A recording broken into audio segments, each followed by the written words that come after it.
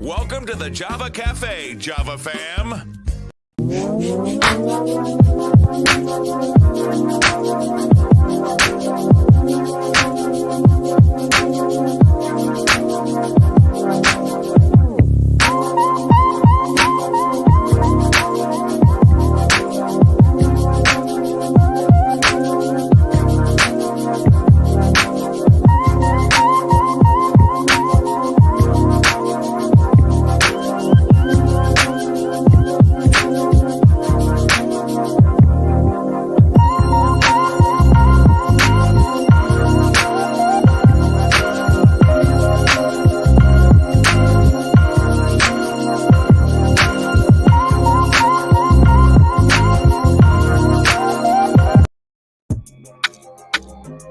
Good morning. Welcome to the Java Cafe, Java fam. Good morning, everybody. Good morning. Good morning. Okay, yesterday I found out after the fact that my mic wasn't on. And so just please verify for me, props and others, if the mic is on and I don't sound like I'm in a hall today. Listen, I have a guest this morning. We have not been on a lot on Fridays, but it was important today after I found out that a good friend and sister of mine that I've known for many years, not just personally, but known her professionally in the work that she has done just in the community. A lot of that was based out of her work in the sheriff's office, but just she's community driven and grounded anyway. And so we're going to bring her in just a few moments. As you all know, when I have a guest, I don't do a lot of checking of the comments so I can stay focused. But good morning to Sharon Cornelius. Sharon Cornelius, you've been doing well. On time to church service here in the Java Cafe. So good to see you in the room this morning. Heidi, good morning to you. Good to see you in the room. Sister Debbie, good morning to you. Good to see you in the room. Belinda, good morning. Kelly, good morning to you as well. I will come back to, I don't want to get in trouble. My mother is in the room. Mama Java, good morning. Good to see you in the room and others. Pastor Marion, good to see you in the room. And also Tasha as well. Tasha, you messed me up yesterday. We're going to go right in and get started with my guest this morning. Again, I'm going to start off by saying I'm not going to mess with her because she is known to have a powerful pinch. And I, some years ago, was a victim a couple of times of those pinches. But Sandy, it is when I say, and I know you and we're friends and you're a sister, but when I say, when I watched anyway, let me do it right because it's not about you and I this morning. It's about you and learning who you are and while you're running. So as I mentioned, everyone, Sandy, I've known from the community for many years, close to 2 decades. And she worked in the sheriff's office. And up until Monday, she worked hard. And then Monday she resigned. And then Wednesday, she made an announcement that she's running for sheriff. And so that is why she's here today. We're not going to do a whole lot of her platform today. She will be back. But as you all know, and as I do often, when people come into the cafe, I think it's important for you all to know who they are. And in this space, when she's running for office, I think it's even more important for you all to know who she is. So Sandy, please introduce yourself, say good morning. And I'm going to ask you to end your introduction by using one word. This is a mental health space to describe your mental health status since announcing. It's a lot. It's an adjustment, but please introduce yourself. Say hello. Be comfortable. This is you and I. I know you're a candidate, but I really would like for the Java fam and others to really get to know you because I know that if they get to know you, they'll get a better sense of why you made the decision you made to go ahead and run for sheriff. So say good morning. Good morning, everyone. Thank you for having me. James, thank you for the wonderful introduction. We have known each other for 2 decades. We have been pounded these streets, getting things done together. It's always been a pleasure. It's always been fun. It's always been hard work, and we've always been committed together. And so I thank you for having me this morning, and thank you for everyone that's tuning in and wants to hear more about me. How am I? I have to say I'm committed. I'm grounded. I'm one dedicated. word. Look. Sandy Sandy always going to do what she want to do. All right, go ahead. This wasn't an easy decision to make. I have to be honest. I've been in, especially with me. I think people that know me know that I've been behind the scenes for the last 2 decades. That is my comfort zone. and I've had to come out of my comfort zone to make this decision. But I thought about it. I had, some serious conversations with my family, especially, my sisters. We all know my sisters, and, mom and dad, and some of my confidants that are out here. What do they think? And can I do this? And again, it's not what I'm used to doing. I'm behind the scenes organizing and watching everything executed. But I have a different vision. I have a different style of leadership that I want to implement. That's more community centered based. And I think the department can use new leadership, and that's why I'm running. I want to call one thing out, and I don't want to sum it up as just a slip of words, but you just said community centered based, and a lot of people stop at community centered, and it's such a sexy buzzword. You said community centered based, so that's two like implications that it's community centered, but the foundation. And all right, when we can go there. And so let's back up a little bit, because you talk about being behind the scenes. What in your upbringing, what in your childhood contributed to you knowing your power to move behind the scenes? Tell us, who is Sandy? Who is Sandy? Well, let's have to say all starts from mom. Yeah, okay. My mother's a strong, powerful woman. She's raised, the four of us. She's always told us, she's always challenged us. She's always made us work hard, but she's always told us not to forget others and not think and look at things from a different lens and understand that everyone has the same opportunity that we have had. So we've, in our own ways, we're all successful, but we all believe about giving back. And, that's mom. And she checks us on that frequently when she's calling and she's like, well, why are you doing this? Is that where you and Nancy get it from? Yes, listen, mom is serious with her girls, okay? She holds us accountable, and she makes sure she wants to know why we're doing certain things. And she asks us those questions, and we have to answer her. And that's where we get it from. And you'll probably see her out there with me, and you guys will understand who made us and and why we are the way that we are. I love to hear that. And so you were raised in Boston, and did you go to Boston public schools? Where'd you go to school? No, I was raised in Rhode Island. I came to Boston in 1991. I went to Northeastern. So did my sisters, never left. And I got a master's at Northeastern in criminal justice. And then I went on and I got a graduate certificate from Harvard Extension School in social justice. And also, did I say something about psychology? Did you minor? My undergraduate, I have an undergrad degree in psychology from Northeastern University, but I've resided in Mattapian. I love living right in the city. I have no intentions on leaving. This is my stomping grounds. It is. And let's go kind of where we met. We met some years ago when we were both involved. I was working for the Menino administration. And I believe at that time you were just going in or were in the sheriff's office. And you were the person that when we went to events, when we went to job fairs, when we went to community meetings, you were the one that was that community liaison for the sheriff's office through the years. And so that's where we met. What got you into sort of civil service and wanting to serve your community through it's not a municipality, through a county, through a county? So before I came to the sheriff's department, I was involved in the community already. Yep. So it was easy for me because actually Cabral did the reach for me to and had a conversation with me, and then I sat with Sheriff Tompkins, who was actually the chief at the time. And it was more about bringing transparency, and we wanted to let people know what Cabral was doing, the good work that she was doing, and they felt that I would be able to do that. And that's when so I joined the sheriff's department 16 years ago, and that's how it all started. So you have, let's unpack a couple of things there. You have a someone that was an example, because we have had a black female sheriff before, and so while that wouldn't be attributed to you if successful, you have two administrations from which you have experience. And so you went in, you served with Sheriff Cabral, and then when the current sheriff Steve Tompkins went in, you served with him as well. And so what was they talked about Sheriff Cabral's work getting out there in community liaison, but what was it for you that was the thing that made you get up in the morning to go and be that liaison to the community? I enjoy delivering and working with the community.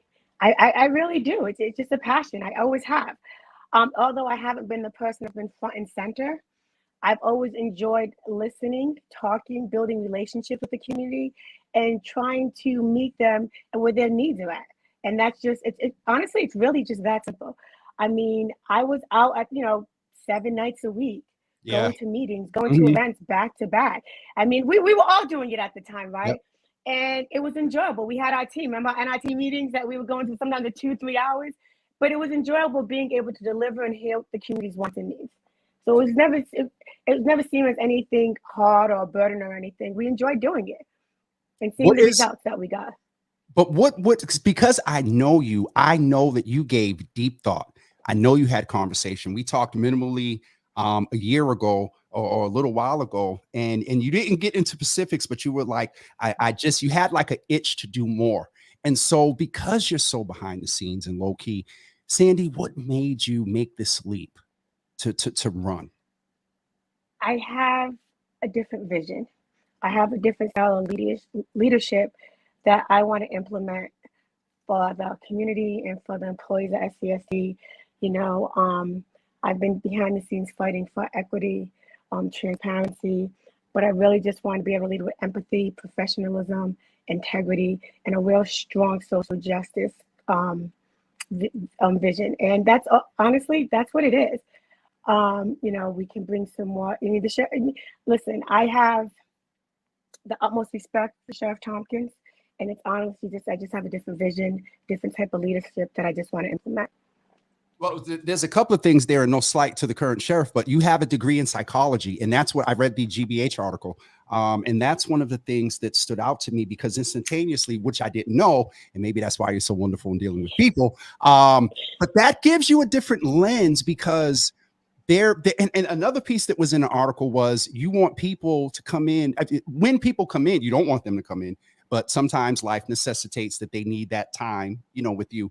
But you want them to leave different from when they from what the church folks say, come in and leave different from whence they came. What does that look like for you? You say a different vision, different leadership style, but with your psychology degree, with your 16 experience, what would a administration look like with you in a pandemic? You have a psychology degree, so you appreciate and understand the mental health perspective as much as the I was going to say recruitment, the rehabilitation that should be taking place in the facility. So when we talk about, especially we talk about with COVID, we're talking about, following the science, the CDC guidelines. And when we talk about mental health, it's important that we look at things. And I'm sorry, I got to use this. It's important. It's important that we really look at people's mental health. And when we're talking about mental health, we're talking about, just the basic common things that people need when they're trying to be successful. And we're talking about family, we're talking about structure, we're talking about stability, we're talking about housing. And those are the things that people need that need a strong foundation to be successful once they leave the department. And and there's a lot of untapped potential that we can seek into evidence-based program that we can look at so that we can make sure that people are leaving and coming back in a better position. I really like that because one of the psychology degrees stood out. And again, it gives you a different lens into when you're making decisions about programming. I know that, you're not a micromanager, but you would want to just have a lens into just certain things. And so that's dope that you have the psychology degree. I hear a lot from you that points to service. And so I know that sometimes, and we both know, let's be 100, when you switch into a candidate and you become an elected, how will you, Sandy, ensure that service stays at the foundation, at the community centered based? How do you make sure that that stays centered with you? I mean, it's crazy. I'm going to say this. I mean, I'm not a politician. I am not. I mean, I do understand how, the campaigns run, but my focus and my vision, my passion is with the population and the community and the department to be successful. And that's what I'm striving and that's what I'm going to do. And I just have to stay focused and true to the population, the community, and the department. And then everything will fall into place. All right, I'm going to do a little political thing that I usually ask folks to do. Tell us, and we talked about sort of why, but in a little bit and put on a politician hat. If you had 2 minutes to speak to all the voters within Suffolk County, what would you say to them in reference to who you are, not about your run, but who you are as a person? Because that informs, I think, everything. Politician, not elected. Tell them who you are. Well, let me say this. I'm going to come out and say, even though I am running a race, I am coming into politics. I am not a politician. I am a daughter of Haitian immigrants. I am driven. I'm committed. I care about the communities that I reside in. I care about family. I care about structure, professionalism, integrity, empathy. And these are all the ways that I want to lead and I want to serve. I recognize that I'm here to serve them. I'm here to hear them. I'm here to give them a seat at the table so that we can work in unison. And that's that's what I can say. That's who I am. See, the one thing I love about Sandy, she's straight and real and short and to the point. And so let me ask you this a little bit, Sandy, because you've had the experience of being on inside, but you understand what goes on that brings people in there in a different realm. And so when you say them, how are you balance often the needs of those that would be in your facility? And also you have the correctional officers that how will you as a sheriff balance working with them, you know, a union, their needs, and also meeting the programmatic or new sort of atypical approaches you would take so they do come out different? How would you balance the two? Listen. When she says, listen, you know. Criminal justice is changing, right? Yes. And all I can do is promise that I will listen. We will have those conversations. We will have those tough conversations. And I can't say that everyone's going to be happy with the decisions that are going to be made because, I mean, at times I won't be able to deliver on that. But I will hear you. I will give you a seat at the table. I will give you the opportunity. I will look at things in a different lens, in your lens, and we will work at it together. And I can promise that your voice will be heard. What would be your number one priority if the election was tomorrow, you won and you went in 72 hours after? What would be one of the main things that you personally would like to get done in reference to the community for the inmates? What would be one of your first things that if you could snap your finger and had the budget and just did it? I mean, honestly, I have to go in. I would go in and really look at some of the program that we have because I'm really about evidence, you know, with my degree in psychology, I'm really about evidence-based programming. And I want to make sure we implement some real sound evidence so we can have the results that are needed so that they can be successful in the community. And that's sort of, you know, vague in general, but is there one program or one issue that comes up that you would like? What you care about, Sandy? What I know you care about a lot, but I know there's been a thought in your head. If I, you know, successful, and I know that you have to take the posture when I'm successful. What's that one thing that's burning that you want to go in and do on day one? Wow. Honestly, on day one, I really want to have conversations with the staff. I want to know what they feel that they need to be successful and how we can be successful together so that the goal is for everyone to be successful. And we're talking about the department and I'm talking about the population that we serve. So I have to have conversations with the staff so we can talk about how we can do that together. This is not a one-man show. I won't be successful doing it by myself. Wait a minute, hold on. Let me correct you because we're so conditioned to this masculine. You just said it's not a one-man show. If successful, it's not a one-person show. Thank you for the correction. It's not a one-person show.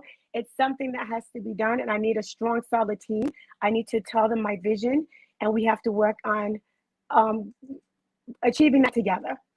And that's going to be talking to the department. It's going to be talking to the community, and also having conversations with the population. Their voice is important too. Go a little bit deeper with that.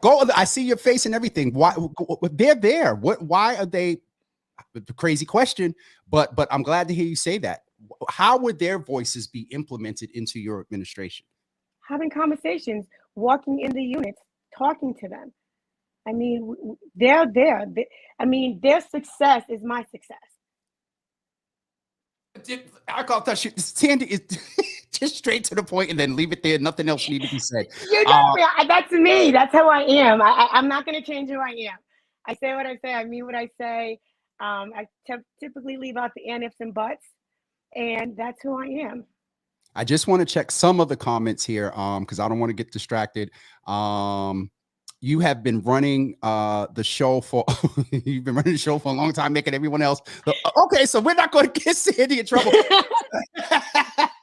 So, Sandy, let me ask you this: have you had an opportunity? And knowing you, I know you had, in Boston Poly, it's part of the thing. If you're running, you give a courtesy call. Have you had a chance to speak with the current sheriff? I most definitely did. We had a conversation before my announcement. I spoke to him. Okay. I let him know that, I do respect him. I have the utmost respect. I just have a different vision, a different style of leadership that I want to implement. And in order to do that, I have to do this. I also called Sheriff Cabral, who I have a lot of respect for. Yes. And I want to let her know this decision. And the same exact thing. I mean, I plan on running a clean, robust campaign. And that's it. So no, one of the comments I did see was I don't know that part I was skimming, but there was reference to looking forward to them in the battlefield or something, or whatever. So it Boston Poly is interesting. Suffolk Poly in this case can tend to be interesting. And so, how do you plan to? And I asked you this the other day, and so I want to cover this as well. How have you prepared? Because in that psychology degree, how have you prepared for the mental health rigor that comes, because politics is it's interesting here in Boston and in the county? So let me say this. I don't I think that's just a difference of opinion that Sheriff Thomas and I have. And that's okay. And we're going to. Yep. I don't feel as though I'm entering the battlefield. I'm entering the community. I'm speaking to voters. I'm talking about my vision. I'm talking about how I want to lead, again, with professionalism and empathy, transparency, integrity, and it's just having conversations with people. And that's all it is. But for me, that's what it is. And that's how I'm going to continue to proceed and move forward. I'm looking at some of these comments here, and I'm going to make sure we don't put, because Sandy is if you know Sandy, she's stern and going to stand on her own 2 feet, 10 toes down, a foundation, but respectful and hospitable is well. I'm not going to get you in trouble, Sandy. I really, she said, please don't. I really a little bit surprised by the fact of what comes with the out there-ness, if you will. But not surprised in the fact that you're stepping up to lead, because again, you've seen it from both sides. You've seen the impact and what needs to be done in the community from keeping them from coming into the facility. But then you've also seen it from a perspective, and I love how you've named that you're going to, so there's basically 3 populations in which you would deal with. You said the staff, the community, and the population. And thank you for saying population and not inmates. Exactly. Words matter. And so they do. Would have been some of the can you tell me maybe one unique story from the population that you with what you can share from the population, one of those heart touching that you remember in the 16 years? I have to be honest, it was a young man that I spoke to, and he said he couldn't even remember what got him here. And the hurt and, not even understanding, and to say that this was just generational for him. We have to break this generational gap. We have to understand. And when, I hear a lot about second chances, right? We got to give second chances. But we have to realize, and we have to recognize and acknowledge the fact that a lot of Black and brown people have not even had a first chance at life. Okay? The resources, the education, it has not been given to them. They have not been afforded that opportunity. And that's real. So let's talk about that, and also talk about second chances, and talk about, if we're really real about giving these second chances, what can we really do in terms of putting the money behind, so that we can actually make sure that people are getting a first chance when we're talking about education. And we're also talking about the second chance when they come out, because that's real. So the way you did just say that some people didn't get even the first chance. We talk about the second chance. We don't know that. We know that. I know, but come on, don't do that. No, go deeper, because I do know that, but I haven't heard it articulated like that. Because when you hear that term second chance, it's a presumption that you got the first. Listen, when you sit there and you talk about a second chance, and you're talking about a vast majority of people that have a 6th or 7th grade education, That's something that they've been deprived of. Okay. So we have to be honest about that, and the lack of resources in the community, the lack of education, the lack of opportunity, lack of employment. I mean, lack of housing. These it's real. And so we have to be willing to talk about it. We have to be able to acknowledge it, and we have to be able to put money behind it so that we can counter some of these. So we're not always talking about, and so we can honestly just be real about it. I know, and it's funny because Dalita, who I'm sure you know, has a comment, and what's the one thing that pushed you to run? And I think she covered it, maybe Dalita, after you posted. But I know you want to run. I know you want to talk to staff from day one, but I'm sure that's not what truly inspired you to run. I know you're not a politician, but trying to be too polished is very political. I'm not asking you to say anything negative about the current sheriff, but I feel like I need more to what inspired you to run. So I don't know at that part, Dalita, if you heard it, but go ahead and speak directly. I mean, it's again, Dalita, honestly, I have a different vision, and I want to be able to implement it. I want to lead in a different way, and my style of leadership is just different, and I want to be able to implement, and that's it. Can I ask you to go a little bit? And again, knowing how Sandy is, it's not. How do you lead? Let's ask it like that. How do you lead? I lead by listening. So the leader, to your point, I get the point about polish, and Sandy is polished, but she's polishedly real, and she just kept it simple. I lead by listening. So you for me I've seen some people switch from the friend into the candidate, but what I sense here just the same, even killed. You're Sandy. A lot of what she answered today did not come with the political answer. She was just like simple and straight to the point. And that's what we need in leadership. Let me ask you one more question, because I said I would keep you to 9:30. It's 9:30.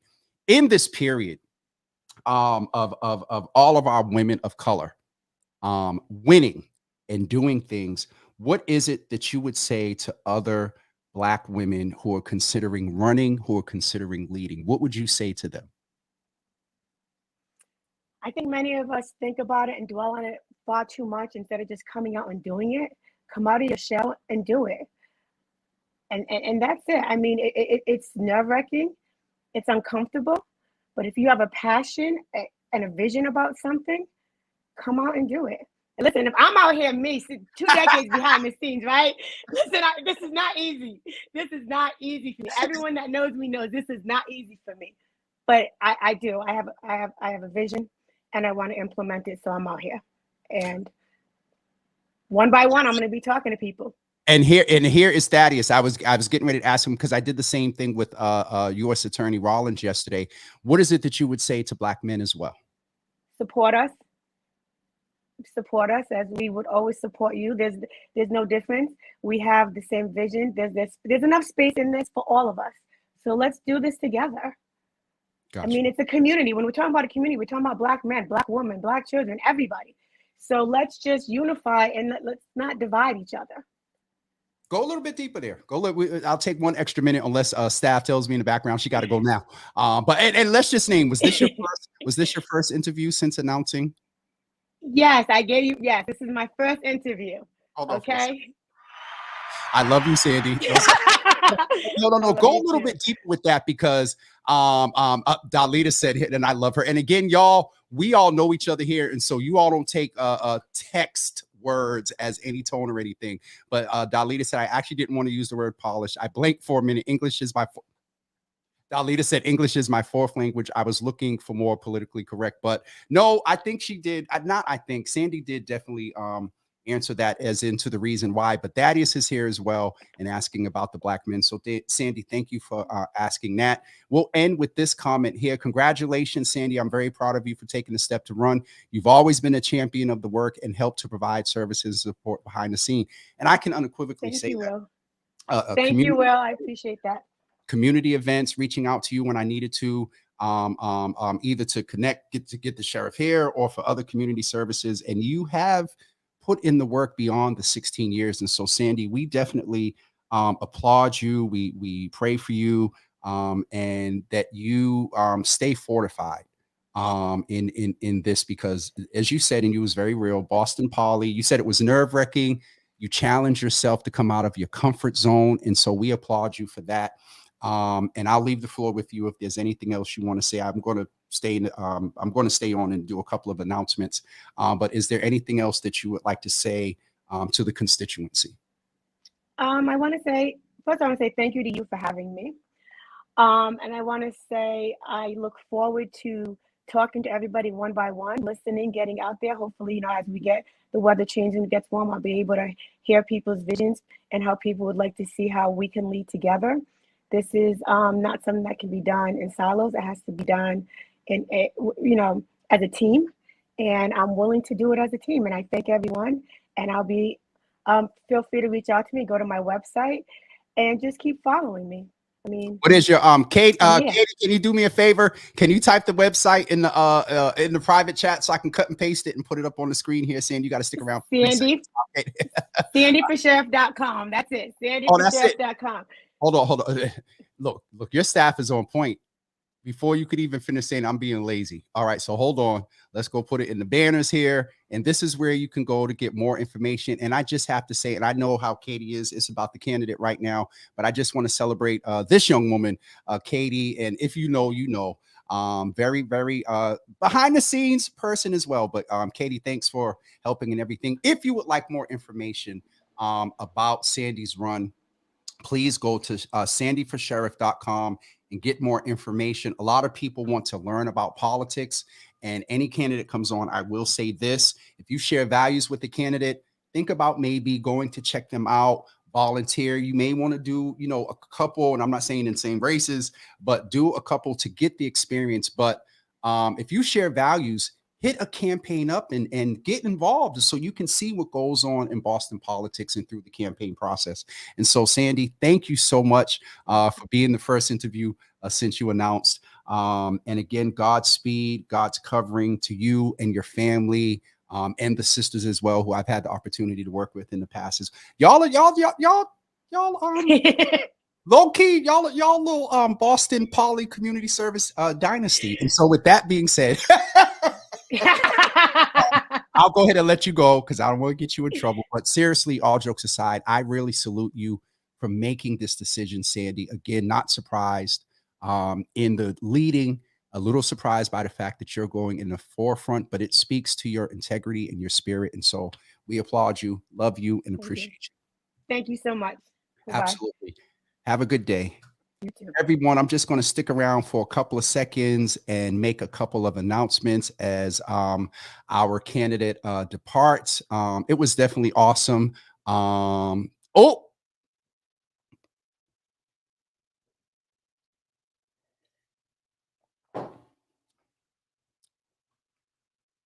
No caption needed.